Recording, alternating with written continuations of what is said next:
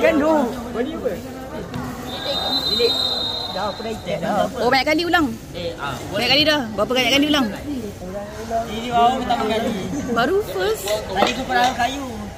Kau kayu banyak kat dalam tu. Saja bagi alasan. Walau. Tadi. Tengok hati je. Saya buat sampai berbuat dah. Oh, jangan sampai putus. Kalau putus kok sangat tu. Ni semua gara-gara pon. Dia contoh. Ini aura pon ni. Terbaik yang kita boleh dapatkan. Mana aku nak letak ni? Sorok. Kekemasan itu yang utama. Sebab kau buat manuk kat tengah-tengah, betul?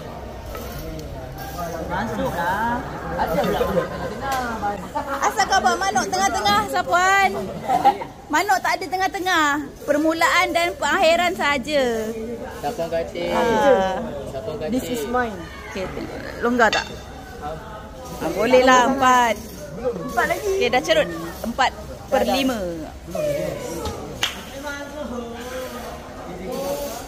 Bawah belakang. Okey, lepas tu di belakang ni, yang belakang ni kau masukkan dia dekat belah kanan. Di belah kanan. Lepas tu bawa depan. Dia Cik Tasha sedang membuat ikatan apa? Atas, Seraya. Seraya ya, seraya. Seraya. Ni pegawai warin Tasha sedang menunjukkan cara-cara ikatan seraya. Naik balik atas. Lepas tu buat lagi sama. Buat sama macam tadi yang tu. Ya. Dah lama aku tunggu tau. Lepas tu ulang-ulang je. Sampai 3. Adakah benar Cik Tasha? Macam mana tadi? Lepas tu Jadi ke tak ni? saya jadi saya. Tak cantik ni hati apa benda ni. Apa lengan juntai ni. Saya punya lagi je. Lagi juntai. Kau macam mana? Juntai lah. Lagi tu juntai. Ini tripod ni kalau letak barang habis jatuh. Tak nampak kukuh. Trial error. Percubaan. Ya. Baik jatuh. Anak ni kan sesat. Tadi.